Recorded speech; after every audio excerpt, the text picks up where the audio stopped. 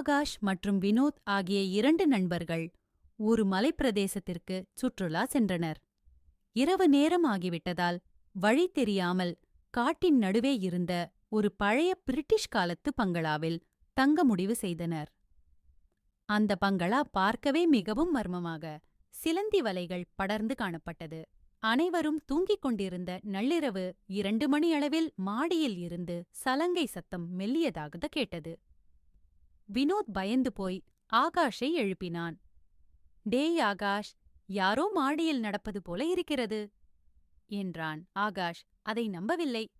"காற்றினால் கதவு அசையும் சத்தமாக இருக்கும், தூங்கு" என்றான். மீண்டும் அதே சத்தம். இப்போது சத்தம் மாடிப்படிகளில் இறங்கி வருவது போலக் கேட்டது. இருவரும் மெல்ல கதவைத் திறந்து ஹாலைப் பார்த்தனர். அங்கே நிலா வெளிச்சத்தில் ஒரு நீண்ட கருப்பு நிழல் மெதுவாக நகர்ந்து செல்வதைக் கண்டனர். அந்த நிழல் ஒரு பழைய பியானோ அருகில் போய் நின்றது. திடீரென்று அந்த பியானோ தானாகவே ஒலிக்கத் தொடங்கியது. மிகவும் சோகமான ஒரு ராகம் அந்த பங்களா முழுவதும் எதிரொலித்தது.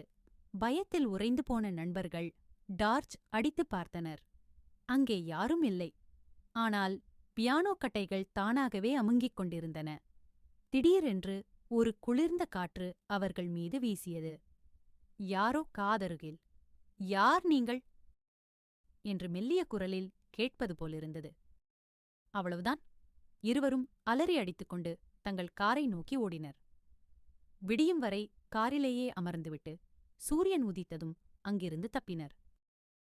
ஊருக்கு வந்து விசாரித்தபோதுதான் தெரிந்தது, அந்த பங்களாவில் பல ஆண்டுகளுக்கு முன் ஒரு இசைக்கலைஞர் மர்மமான முறையில் இறந்ததாகவும் இன்றும் அவரது ஆன்மா அங்கே இசைப்பதாகவும் மக்கள் நம்புகிறார்கள்.